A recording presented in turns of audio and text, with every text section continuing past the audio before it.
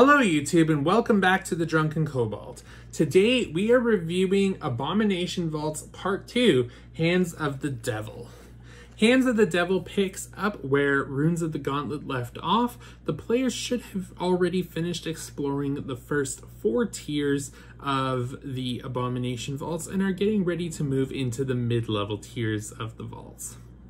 This is a level 5 to 8 adventure, and your players should be adjusted accordingly at this point.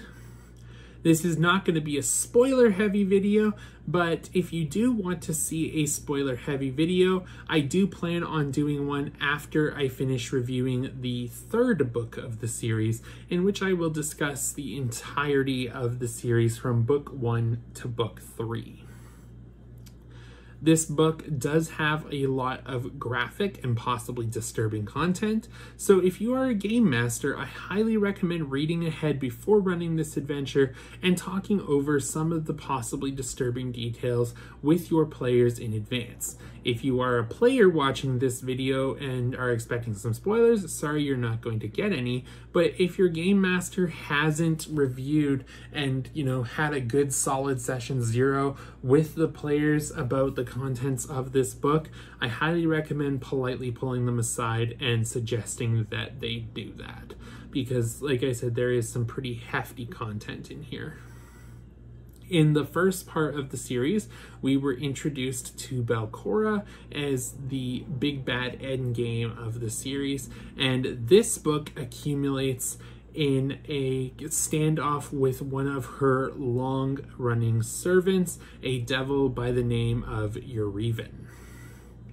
This book contains some lore on flesh warpers as well as Will-o'-the-Wisp, which was a pretty entertaining read and does have some pretty good content to be able to incorporate into your games that use these creatures.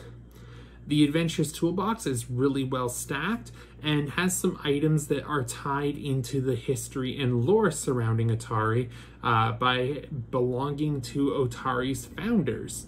For those who have seen Harry Potter movies, these have some Founders of Hogwarts vibes to them.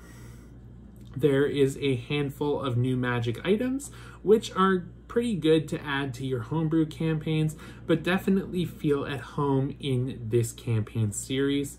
And there are a lot of new monsters and NPCs introduced among the pages of the book and the Adventures Toolbox that you can use as well.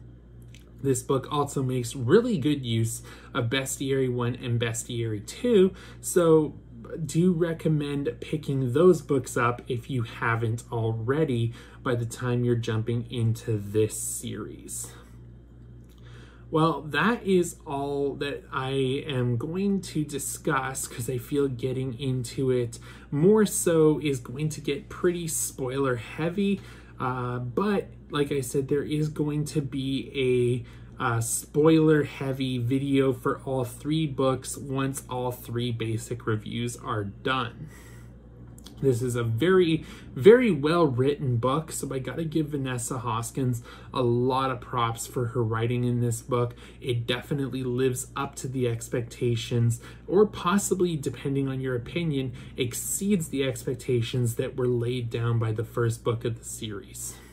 I have to give this a solid 9 out of 10. It is a great adventure. It has a lot of great content for your players. However, like I said, just run that session 0. It is going to be, it's going to be very important to make sure that your players have that discussion.